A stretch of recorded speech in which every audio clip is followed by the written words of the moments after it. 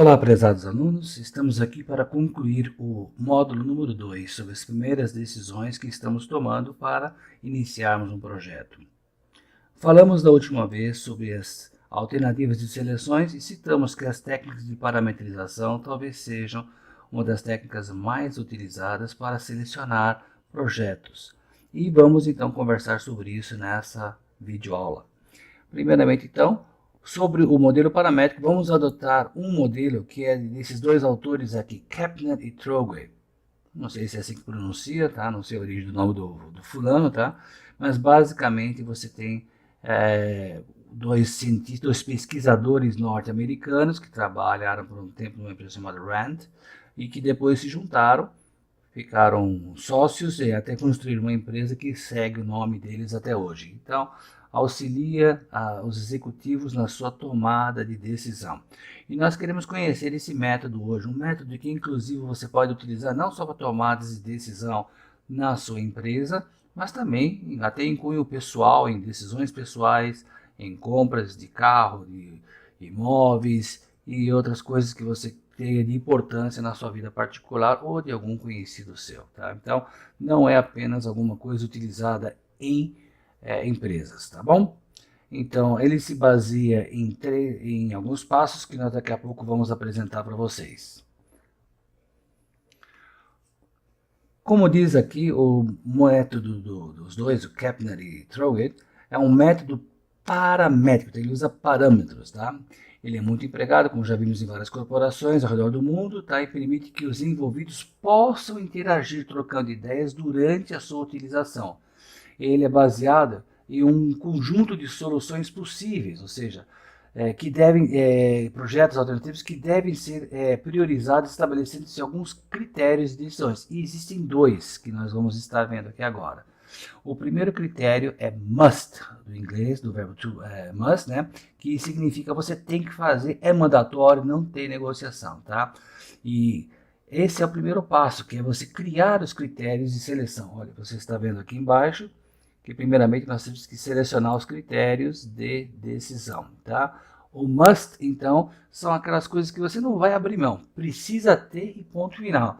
Eles estabelecem limites para soluções alternativas, são deveres que, se não são atendidos, você nem vai considerar aquela opção no seu leque de alternativas, tá? Ou seja, tem que ser obedecida essa condição, esse critério e ponto final. Por exemplo, se você tem que fazer uma palestra em inglês, uma das coisas que é importante é você saber o idioma inglês. Não adianta você saber só português e querer falar inglês. A não ser que você tenha um tradutor, mas se a palestra é falada em inglês e você não vai dispor de um tradutor, não há como você fazer a palestra sem você ter o idioma inglês como uma dos recursos que você vai usar nessa sua palestra. Então, must, precisa, é mandatório, é obrigatório, não se abre mão. Nem se começa a analisar a alternativa na etapa seguinte se você não está cumprindo esse critério de obrigatoriedade. O segundo grupo são wishes, que também do inglês, né, que significam desejos. São critérios que vão permitir aos envolvidos no processo da seleção diferenciar qualitativamente as alternativas que passaram pelos deveres, ou seja, a alternativa já cumpriu, já respeitou todos os must, todos os deveres. Agora, daquelas que sobraram, nós vamos analisar, vamos levar adiante somente a análise daquelas que nós temos que seguir adiante, verificando o que elas podem contribuir para se diferenciar uma da outra em termos de desejos pessoais. Tá? Não é obrigatório, mas é um desejo, seria uma coisa, um adicional bem-vindo para a nossa análise. Antes de olharmos o formulário propriamente dito, vamos olhar claramente quais são os 6 passos que devem ser dados na metodologia Kapner-Trogue. Primeiramente, então, vamos selecionar os critérios de decisão. Tá? Esses critérios, mais uma vez, tem tanto must como wish, ou seja, deveres e desejos. Depois nós vamos dar pesos, tá? Pesos aos wishes, aos desejos. Depois você inicia a avaliação das alternativas que atendem apenas os deveres. Então você vai já verificar se o dever está cumprido ou não está cumprido. Se ele está cumprido, continua participando. Se não está, está fora. Depois você vai pontuar os desejos das alternativas que atendem, tá, a esses deveres. E depois você vai fazer a computação, ou seja, a multiplicação do peso pela nota, que isso nós vamos ver no formulário e no exemplo que nós vamos estudar daqui a pouco. E no final, é claro, você vai selecionar a alternativa vencedora. Eis aqui o nosso formulário de avaliação em branco, tá? Preencha inicialmente na parte superior o objetivo, por que você está fazendo, qual é a necessidade que surgiu para você estar fazendo aqui. A alternativa 1, a alternativa 2, 3 e 4, 5, 6, não sei quantas você vai ter no na sua tarefa, tá? Depois você vai elencar aqui embaixo quais são os critérios obrigatórios, mandatórios, os must, deveres, tem ou não tem. E mais uma vez lembrando, o mandatório, se ele não for cumprido, você nem vai considerar essa alternativa na próxima etapa, que é continuar pesquisando os deveres, os desejos, os critérios e desejos que você vai listar aqui. Ao listar esses desejos, você vai fazer com que eles tenham uma avaliação. Usando o sistema de nota 10, tá? Que é o que nós estamos mais acostumados, tá? Você vai colocar nota 10 para o peso que seja mais relevante, que seja o mais importante, tá? O muitíssimo importante. 7 para alguma coisa razoável, 5, ou seja, a sua gradação vai de 0 a 10, mas 0 não tem muito sentido você utilizar aqui, porque senão ele nem seria um desejo, um peso 0, simplesmente significa que você nem está avaliando. Então, o menor peso seria 1 e o maior peso seria 10, tá? É muito mais fácil você trabalhar assim, tá? Você depois terá os pesos então colocados aqui do lado dos desejos e fará depois o seguinte, você vai avaliar qual é a performance daquela alternativa para aquele desejo, atribuirá uma nota também de 0 a 10 e, é claro, depois você fará uma multiplicação que nós vamos mostrar no exemplo, que é mais fácil você ver ele pronto do que eu explicar por aqui. Nessa última linha aqui nós vamos somar a pontuação, tá? Nós vamos verificar a pontuação e vamos depois fazer uma escolha aqui embaixo.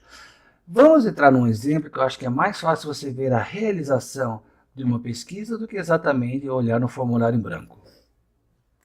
Eis aqui o nosso exemplo já todo preenchido, mas vamos caminhar passo a passo para entender, tá? É o exemplo da contratação de um gerente de projetos para uma empresa, tá? O primeiro passo, é claro, você vai selecionar quais são os critérios de decisão. Então, conhecendo um pouco o histórico aqui, uma empresa familiar cresceu muito nos últimos anos e agora deseja contratar um profissional que gerencie seu escritório de projetos, um CPO, Chief Project Officer. Ele deve ser experiente nessa área, ser disponível, apresentar algumas características e assim por diante. Para evitar que se escolha ao acaso esse profissional entre vários executivos que estavam se candidatando e tudo mais, tá? A gente deve identificar os critérios que deveriam ser empregados para buscar nesse candidato. Primeiramente, aqui nos must, deveres, tá? Quais são o que a empresa definiu? Que, olha, o funcionário tem que receber um honorário máximo de R$10.000 por mês. A empresa disse que não pode pagar mais que isso e ponto final. É um must. Se o cara quer 11 mil, já está fora. Deve morar na cidade. Essa empresa optou que não é adequado para os negócios da empresa que ele more numa outra cidade. E por final, a empresa não vai lhe dar um carro, então a condução própria é obrigatória. Esse profissional tem que ter veículo e ponto final. Depois que atender esses objetivos, que esses deveres forem atendidos, a gente entrou nos desejos. E aqui foram elencados 6 desejos. O primeiro é ter uma influência numa segunda língua. No caso, eles optaram em inglês. Tá? Estar disponível para iniciar rapidamente as suas atividades na empresa. Ou seja, ele não tem que estar trabalhando em outra empresa e precisar de muito tempo para se descompatibilizar com a outra empresa. Essa pessoa terá que ter uma experiência em gestão de projetos, tá? Então não é um cara começando, não é alguém que vai estar iniciando isso agora como aprendizado dele, tá? Tem que ter experiência administrativa, conhecimento das ferramentas de gerenciamento propriamente dito e das metodologias. Yeah? E aqui, entre essas 6, foi feito o seguinte ranking. A coisa mais importante é 10. Tem que ter experiência em gestão de projetos. Se ele não tem, é a coisa mais desejada pela essa empresa. Em segundo lugar, conhecer as metodologias, teve peso 9. O terceiro colocado, ter experiência administrativa. O próximo item, com peso 7, é ter conhecimento das ferramentas. Tá? No caso, MS Project, por exemplo, que seria uma ferramenta muito utilizada por aqui.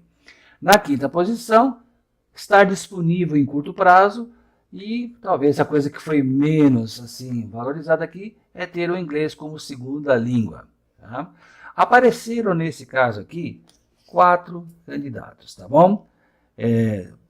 Os 4 candidatos são William, Otávio, Gabriel e Bernardo. Eu vou dispensar aqui os sobrenomes, você pode lê-los aí na sua tela, tá bom? Ao serem avaliados nas suas possibilidades, tá? Primeiro no must, tá? Gabriel e Bernardo não atendiam 2 requisitos. O Gabriel, olha, ele queria ganhar mais do que 10 mil. Então, colocamos um tracinho aqui, ele não está aprovado, porque talvez ele queria ganhar 11, 12 mil, não sei quanto, mas ele não está atendendo esse critério. E o Bernardo foi eliminado porque ele morava numa outra cidade. Então, não teria condição de estar atendendo esse requisito must. No X aqui você vê onde todos estão atendendo os requisitos. Portanto, nesse momento, quais são os candidatos que eu continuo analisando? O William e Otávio, porque eles atenderam todos os meus critérios de must, de deveres, tá bom? Aí fomos lá pesquisar numa entrevista ou num teste de avaliação o que cada um deles tinha aqui de avaliação, tá? E aqui estão. Por exemplo, pegando a língua inglesa, o William apresentava o quê? Um inglês básico, tá? E recebeu nota 7 de inglês, tá? Enquanto que o Otávio era fluente, sabia conversar muito bem e foi avaliado com nota 10. Disponível para curto prazo, aqui ele precisava de 3 meses, aqui ele precisava de 1 mês para se desincompatibilizar. Experiência em gestão de projetos, ele tinha aqui experiência de 8 anos em 4 projetos. Aqui o nosso amigo Otávio tinha 4 anos em só 2 projetos. A experiência administrativa era de 3 anos em multinacional do William. Recebeu uma nota 9, portanto, daquele que foi entrevistado. E no Otávio ele tem 4 anos de experiência em empresa familiar. E aqui ele foi considerado com nota 10. Né? Conhecimento de ferramenta. Project básico é o que o William conhecia. Tá? Mas dentro desse básico ele recebeu nota 10, que é o que importava para a empresa, e o Otávio também tem, que ele só sabia o Project e ganhou nota 9, talvez ele não conhecia uma segunda ferramenta. Enquanto que em conhecimento de metodologia, o William ganhou nota 10 e o nosso candidato Otávio ganhou nota 8. A próxima etapa agora é matemática. Você vai pegar sempre o peso que está aqui, por exemplo, 4, e multiplicar pela nota. 4 vezes 7 dá 28, vai estacionar o valor aqui. Aqui ele teve 10. 10 vezes 4, que é o peso, fornece o total de 40. E assim por diante, para cada uma dessas linhas aqui. Fazendo a última mais uma vez, 9 vezes 10 dá 90. 8 vezes 10, aliás, 8 vezes 9, que é o peso que está aqui, né? 8 vezes 9, 72. Em seguida, some tudo o que está nessa coluna total, de cada uma das alternativas. Então, do William, somado tudo, deu 408 pontos. Ao passo que tudo que somado do Otávio, nós temos 385. Ao serem somados todos os pontos de cada candidato, deu para ver quem tem a maior pontuação? É o William. O William, né, foi o vencedor nesse caso aqui, tá? Por ter feito um número maior de pontos. Poderíamos deixar a escolha, poderíamos deixar a escolha ainda mais bem feita por acreditarmos que a pontuação de ambos tinha sido muito próxima. Realmente, Se você pensar bem, a diferença de pontos entre 408 e 385 não chega nem a ser uma diferença muito grande, não chega nem a ser, é quase 5% a diferença, são muito próximos os candidatos. Algum apresentava vantagem em uma área, o outro apresentava em outro critério, mas na soma dos pontos, considerando os pesos dos desejos, o William saiu como vencedor nesse caso aqui. Portanto, faríamos uma análise nesse caso aqui, se conversão muito próximo, tá? Faríamos uma análise de riscos associados a cada alternativa, a cada candidato, suas consequências, probabilidades, gravidades e ações corretivas prováveis. Incorporaríamos essas ações e reavaliaríamos as alternativas sob uma nova óptica. Mas isso só se tivéssemos uma coisa muito crítica e muito próxima. De qualquer forma, o que você percebeu é que, desde que as alternativas atendam os critérios mandatórios must, elas seguem na avaliação para a segunda etapa, vamos dizer assim, dos desejos wishes, né? Onde cada um deles tem que ter um critério, um ranking, uma pontuação para saber o que é mais importante. Aquilo que é mais importante tem peso maior, aquilo que tem menos importância, peso menor.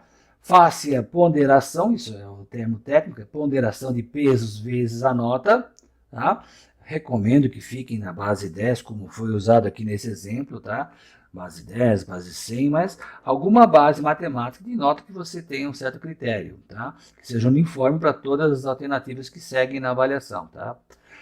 O que é importante aqui é que você faz essa ponderação do peso pela nota individual, soma tudo e aí você tem um total de pontos ponderados, vamos dizer, da soma ponderada. Não precisa tirar uma média. Se quiser tirar uma média, pode tirar, porque vai dar na mesma, tá?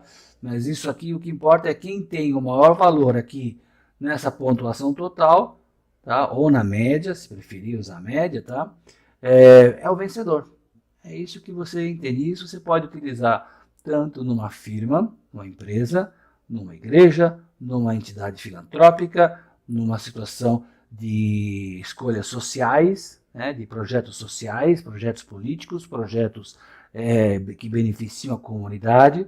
Você pode utilizar na sua vida pessoal, quando você for escolher uma residência, um carro, ou até escolher o seu namorado, sua namorada. Tá? Até isso você pode utilizar essa ferramenta.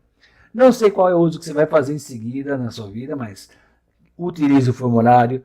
Eu recomendo fazer isso no Excel, porque depois as contas saem naturalmente e as somas também. Mas nada impede de você também fazer as contas no braço, tá bom? Bom, terminamos então agora todas as primeiras decisões que nós temos que tomar. Já sabemos qual é o projeto que vai ser escolhido. E por isso, no próximo módulo, nós vamos iniciar o projeto propriamente dito, estudar um pouco mais o projeto em si. Já estudamos toda a organização, o seu contexto, onde se encaixam as coisas, vimos quais são as primeiras decisões que é a escolha, que é o processo de escolha, e no próximo módulo vamos iniciar a concepção do projeto. E para isso eu convido você para a nossa próxima videoaula. Um abraço a todos e bons estudos!